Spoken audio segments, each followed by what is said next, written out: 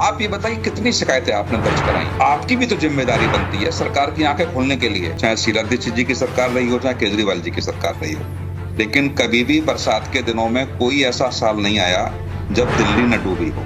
करीब 2 दशक से ज्यादा हम देख रहे हैं, हर वर्ष यही दृश्य दिखाई देते हैं। लेकिन जिस तरीके से अवस्थी जी ने बताया और आपकी रिपोर्ट बता रही है। और चलिए इस चर्चा की हम शुरुआत करें और चलिए सीधे रुख कर लेते हैं अपने मेहमानों का, जो इस चर्चा में मेरे साथ जुड़े हैं। वरिष्ठ पत्रकार डॉक्टर सुनील कौशिक हमारे साथ हैं। डॉक्टर सुनील कौशिक, सर आपके क्या एक्सपेक्टेशंस हैं? सरकार की जो तैयारी है आप उसको किस कसौटी पे कस रहे हैं? आपको क्या लगता है कि ये सरकार बेहतर इस बार मैनेजमेंट कर पाएगी? क्योंकि कुदरत के आगे तो ऐसे किसी का चलता नहीं है, ये एक फैक्ट है। लेकिन कई बार कुदरत की मार से ज्यादा जो लापरवाही है व्यवस्था की, वो लोगों को रुला देती है। अगर कुदरत की मार है तो हमें समझ में आ जाता है कि भैया इसमें कोई सरकार रहे कुछ नहीं कर सकती है। लेकिन कई बार जो मैंने कहा ना, घंटे 2 घंटे की बारिश, उसमें जो परेशानी आती है तो फिर व्यवस्था पर, सरकारों पर सवाल खड़े होती है। आपके क्या एक्सपेक्टेशन है कि, और क्या आप उम्मीद करते हैं कि इस बार सिनेरियो थोड़ा बदला हुआ नजर आएगा मानसून के दौरान दिल्ली में? देखो धर्मराज जी, जितना कुछ आपने बताया अपनी रिपोर्ट्स में और अवस्थी जी ने बताया, यदि ये आंकड़े वास्तव में हकीकत में हैं तो मुझे नहीं लगता कि जल भराव होगा। लेकिन मुझे बहुत अच्छे से याद है कि पिछले वर्ष जब पहली बार बारिश हुई थी तो आप ही के साथ डिबेट थी, और जब जल भराव हुआ तो भारतीय जनता पार्टी के प्रवक्ता ने कहा था कि समय से पहले बारिश हो गई है, इसलिए जल भराव दिख रहा है। मतलब 10 दिन 15 दिन पहले बारिश हो गई, इसलिए जल भराव हुआ। लेकिन हाँ, जितनी कुछ कोशिशें दिल्ली की सरकार ने की है और जो कुछ आंकड़े आए हैं, निश्चित तौर से वो धरातल पर हकीकत में हैं। तो पहले वर्ष की अपेक्षा निश्चित तौर से इस बार कम जल भराव होगा। लेकिन जहां तक मैं देख रहा हूं, अवस्थी जी ने कहा कि 30 लाख टन हमने बाहर गाद निकाल दी, गई कहां वो? ये अवस्थी साहब को देखना पड़ेगा। क्या नालों से निकाल करके नालों के किनारे डाल दी गई या वो दिल्ली से बाहर फेंकी गई? अधिकतर हम लोग देखते हैं कि बरसात के पहले दिन में, पहले कुछ दिन पहले से जो भी नाले साफ होते हैं वो गाद बाहर निकाल के फेंक दी जाती है और कुछ दिन सूखने का इंतजार करते हैं, और जब तक बारिश हो गई तो वो फिर नालों में चली जाती है।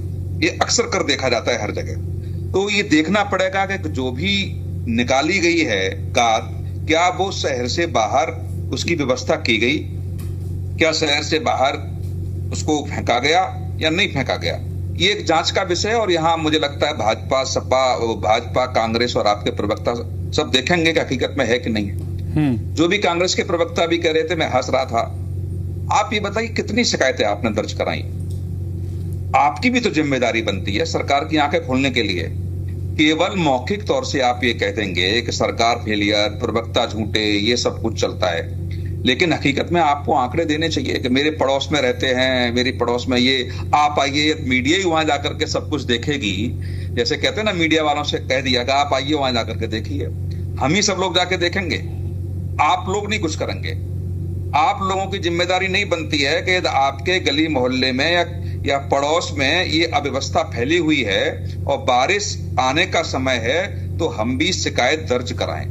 एक ऐप मुझे लगता है कि मैंने सुना है कि एक ऐप भी बनाया है दिल्ली सरकार ने 311 करके, और कहीं ऐसी अव्यवस्था होती है तो लोग फोटोग्राफ्स, वीडियो बना करके वहां डाउनलोड कर सकते हैं। तो वहां तो मुझे लगता है पार्टी से अलग हटके हर एक व्यक्ति की जिम्मेदारी बनेगी कि ऐसी कुछ अव्यवस्था है तो सरकार की आंखें खोलने के लिए कम से कम हम फोटोग्राफ्स और वीडियो भेजें। लेकिन ये मैं कह सकता हूं कि जो भी दावे किए गए हैं, यदि ड्रेनेज सिस्टम को देखा जाए तो वो तो वैसा का वैसा ही अवस्थी साहब 1976 का बना हुआ है।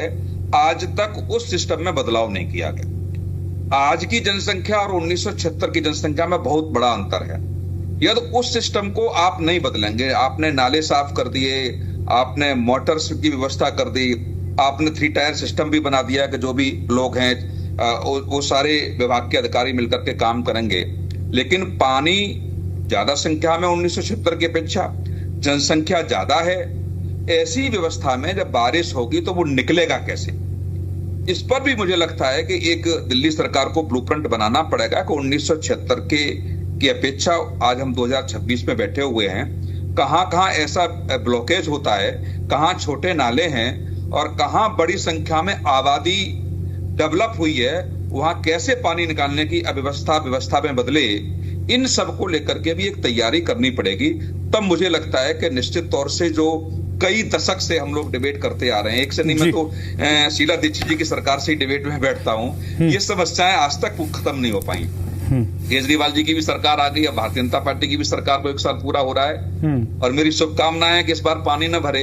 लेकिन फिर हम 31 जुलाई के बाद फिर डिबेट करेंगे, अवस्थी साहब फिर नहीं सर, फिर हम लोग देखेंगे। आपने अगर रिपोर्ट देखा होगा तो रिपोर्ट के आखिरी में मैंने यही मेंशन किया कि हम उम्मीद करते हैं कि ये सरकार पास हो जाए, क्योंकि ये सरकार अगर पास होगी तो इससे दिल्ली के लोगों की जो लोगों के लिए जो मॉनसून है वो वाकई मॉनसून होगा, मॉनसून को लोग एंजॉय करेंगे, परेशान नहीं होंगे। और परेशान नहीं होंगे तो भाजपा के पास कहने के लिए अब है तो है नहीं कुछ। हाँ, कि साहब केंद्र सरकार सहयोग नहीं कर रही, एलजी हमको काम नहीं करने दे रहे, अधिकारी हमारी नहीं सुन रहे हैं, ये तो आप पार्टी के पास था बहाना। लेकिन अब दिल्ली सरकार तो नहीं बच सकती, सारा सिस्टम आपका है। सुनील कौशिक जी, मसला ये नहीं है कि विरोध प्रदर्शन हो, विरोध प्रदर्शन तो विपक्ष का रोल ही है, क्योंकि कई बार विपक्ष जब विरोध प्रदर्शन करता है तो सरकार की संभवतः नजर या दिशा नहीं होती है, नजर नहीं पड़ता, तो सरकार उसको देख लेती है और फिर उस पर रिएक्ट भी करती है।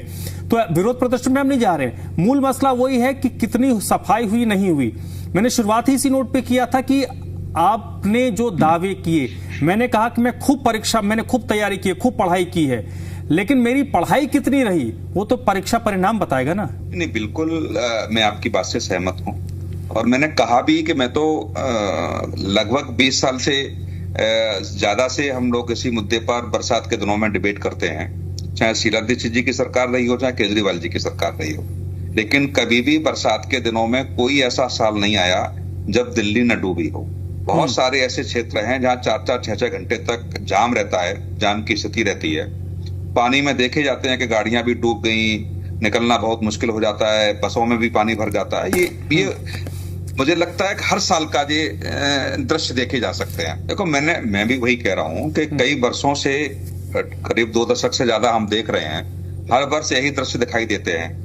लेकिन जिस तरीके से अवस्थी जी ने बताया और आपकी रिपोर्ट बता रही है, तो मैं भी भरोसा कर सकता हूं कि शायद इस बार वर्षा का जल न भरे।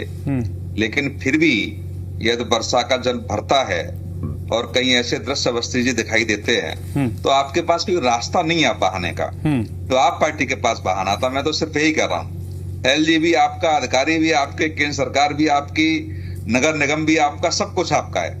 तो निश्चित तौर से जो भी हमारे एंकर महोदय कह रहे थे कि तैयारी करना एक अलग बात है, पास होना बहुत जरूरी है। यदि इस बार भी आप पिछली बार तो ठीक है, आपकी नई नई सरकार थी, चल भी गया था कि मानसून पहले आ गया है और अभी नए नए हम सरकार में आए हैं, समझ रहे हैं, देख रहे हैं, सारी चीजें चल गया। लेकिन इस बार तो वो भी बहाना नहीं होगा, क्योंकि 1 साल 1.5 साल हो गए सरकार को। हाँ, मैं वही कह रहा हूँ, 1 साल से ज्यादा हो गया, तो दूसरा मानसून आपके कार्यकाल में आ रहा है। तो निश्चित तौर से जो चीज हम भी जाते हैं दिल्ली में, हम भी समस्या को देखते हैं कि 4-4, 6-6 घंटे हम जाम में फंसे हुए हैं। तमाम हमारे मित्र आते हैं,